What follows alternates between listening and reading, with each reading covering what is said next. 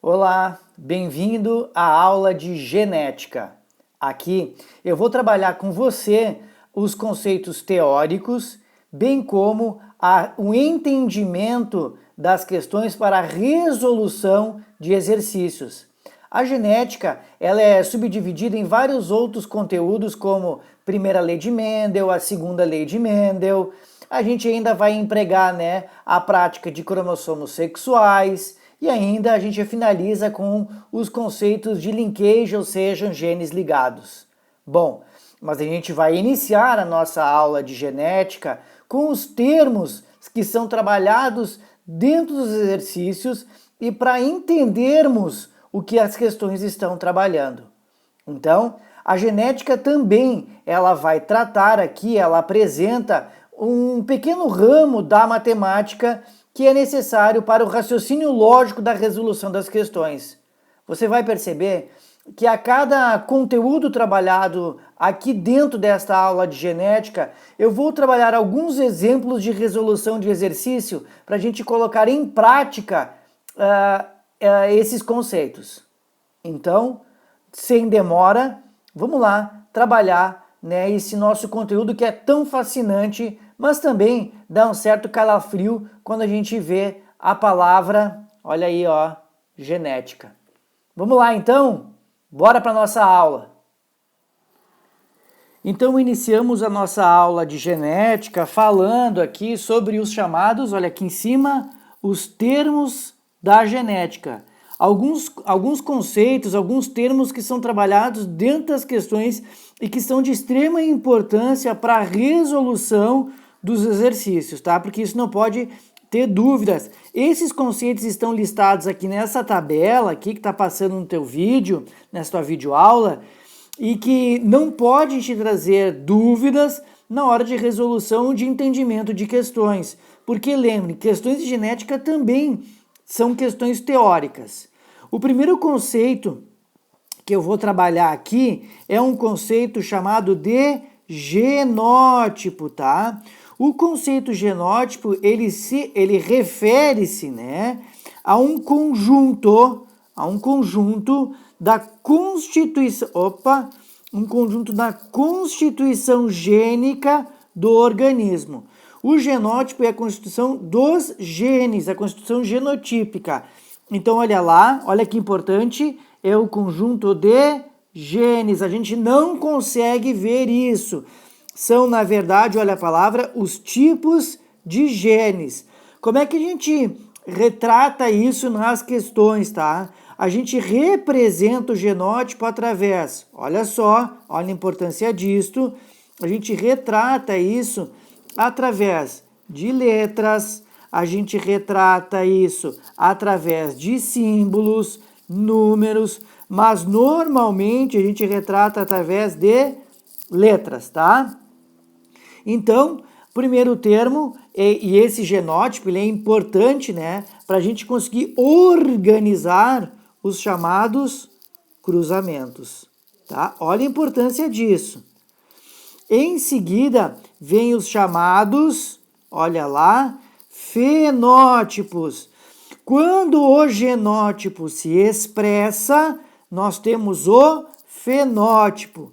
Mas lembrem-se a importância dessa parte aqui também. Por quê? Porque o genótipo, quando ele se expressa, eu vou colocar aqui do lado, ó. Quando o genótipo ele se expressa, olha lá, genótipo, Quando ele se expressa em relação ao ambiente, ó. Para a gente ter o chamado fenótipo, tá? A soma, olha agora isso, ó. A soma do genótipo mais do ambiente para dar o fenótipo é um termo chamado, que a URGS já trabalhou, de norma de reação. É como o ambiente influencia o genótipo para a expressão do fenótipo. tá? Então, na verdade, depois que se dá essa expressão, a gente entende como, olha aqui embaixo, o fenótipo, como um conjunto de todas as características que são visíveis. E essas características, eu vou colocar aqui em vermelho, tá? São as características que a gente consegue determinar elas como características físicas, fisiológicas e comportamentais de um indivíduo. É quando já se deu a expressão do genótipo, mais do ambiente. Seguimos, porque o próximo termo a ser trabalhado são os genes. Né? O que é o gene, então, em si? O gene é um segmento do DNA. O gene é um pedaço. O gene é um pedaço do DNA, tá? Esse pedaço de DNA aqui é ele quem possui, então, as informações, tá? Para a produção, consequentemente, através de uma tradução de uma proteína, tá? Aonde estão esses genes? Os genes, eles estão situados, né, nos cromossomos, naquilo que a gente vai chamar, ó, vamos pegar aqui, eles estão situados, eu vou trazer aqui embaixo, ó, lá no locus gênico. É a posição que o gene ocupa no cromossomo, tá? Bom, só que os genes, eles passam por uma série de modificações, tá? Ao longo do tempo, esses genes eles aparecem devido a mutações que acontecem ao longo do DNA. Só que esses genes vão sofrendo pequenas alterações, que vão criando novas versões desses genes. E essas versões para o mesmo gene são os chamados alelos, tá? Então, veja bem, um gene pode ter mais de uma versão sobre a mesma característica. Então, são as diferentes versões para um mesmo gene. Não sei se eu me entendi, Dani. Então, vamos lá. Se eu pegar uma condição fenotípica, vamos supor cor do cabelo, tá? Se eu pegar a cor do cabelo, eu vou olhar que existem diferentes cores de cabelo, ou seja, existem diferentes versões para a cor do cabelo. O que significa que para o mesmo gene, que determina a cor do cabelo, existem vários alelos diferentes. E esses alelos, eles podem ser classificados. Quando ele tem preferência para se expressar, ou seja, se expressando em dose simples, eu chamo ele de alelo dominante. E esse, lembrando aqui, ele consegue se expressar estando sozinho, tá? Normalmente a gente representa por uma letra maiúscula. Já o seu alelo correspondente é o alelo recessivo. Esse alelo recessivo, ele só se manifesta, olha a importância do que eu vou colocar agora, ele só se manifesta se ele estiver na ausência do dominante. Então, ele só se manifesta em pares, tá? E é representado normalmente por uma letra minúscula.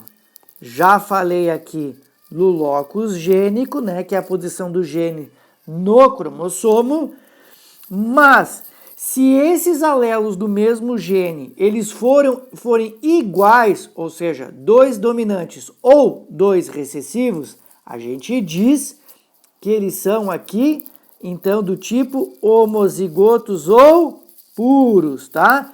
Porque os alelos são iguais. Então, a gente representa eles, né, na condição genotípica, por exemplo, né, para determinar um fenótipo, a gente representa ele da seguinte forma, ó. A gente representa ele, deixa eu colocar aqui, ou 2 alelos dominantes, podem ser 2 alelos recessivos, certo? Olha ali, ó, e assim por diante. Por quê? Porque quando tu tem, né, a relação dos 2 alelos ao mesmo tempo para o mesmo gene, quando esses alelos eles forem diferentes, mas eles forem do mesmo gene, tá? A gente representa, e lembrando que vai ser um alelo dominante e outro recessivo, a gente representa ele da seguinte forma. Olha lá, um dominante e um recessivo, um dominante e um recessivo, tá? Opa, um dominante, um recessivo e assim por diante. Então, esses termos da genética são bem importantes para a gente entender a resolução e tentar e conseguir fazer os exercícios. Essa parte teórica é bem importante no teu estudo. Mas como a gente sabe, os trabalhos de genética não surgiram do dia para a noite. O que acontece é que nós tivemos uma figura extremamente importante para a genética. E essa figura está aqui ela, ó, chamado Gregor Mendel. Mendel, que teve uma vida religiosa, mas também foi biólogo e botânico. Bom, como ele entende, como é que a gente entende essa vida religiosa atrelada, né, a publicações científicas? Mendel era filho de uma família muito pobre e viu na religião uma possibilidade de poder estudar.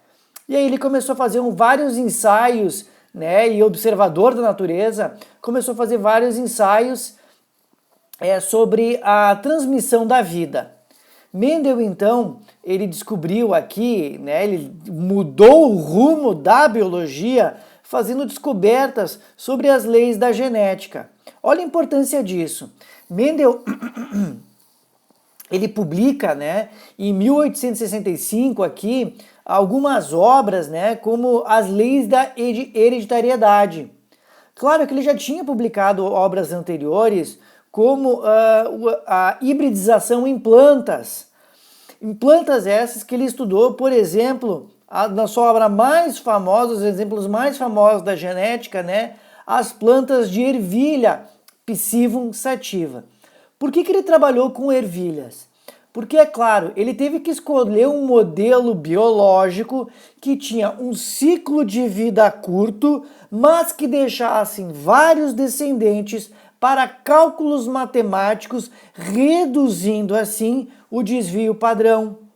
Então, ele começou a se utilizar de fatores que ele identificou, como por exemplo, a cor das sementes, a textura dessas sementes, a cor das flores, forma da vagem, né, a cor das vagens dos frutos, né, a posição das flores e a altura delas. Ele viu que estes fatores eles se alternavam ao longo das gerações. E ele começou a calcular a frequência no qual eles se alternavam. E aí, o que ele coloca aí é que ele publica, na verdade, esses trabalhos, então, nos princípios de hereditariedade, que mais tarde foram chamadas das leis de Mendel, o que torna Gregor Mendel o pai da genética. Dessa forma, a gente vai estudar a partir dos trabalhos de Mendel, né, na sua grande importância, uma pessoa extremamente à frente do seu tempo, esses trabalhos de genética aqui. Então aqui fica o nosso muito obrigado a Gregor Mendel e vamos lá estudar essa genética, iniciando com esses padrões que a gente vê aqui, né, das plantas de ervilha. Claro, alguns padrões se repetiam, alguns fatores se repetiam com maior frequência, e isso ele chamou de dominante. Os padrões que se repetiam em menor frequência, ele chamou de fatores recessivos.